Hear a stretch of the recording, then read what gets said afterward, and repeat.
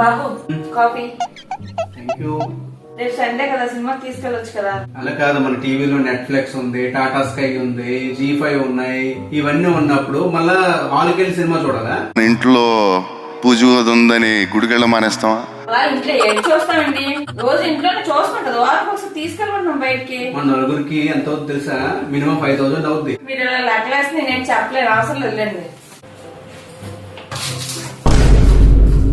సినిమాకి తీసుకెళ్ళమని ఎప్పుడు ఇంట్లో టీవీ చూడు చాలు అంటారు, నేను చెప్పిన అంతే. అలా ఇంట్లోనే పడి టీవీలు చూసుకోవడం, బయట తీసుకెళ్ళడం ఏది ఉండవు.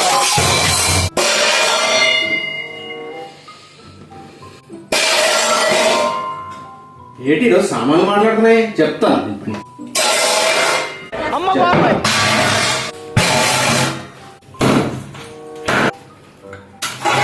చూడు, పూర్తిగా చంద్రముఖిగా మారిన నీ భార్య గంగని చూడు.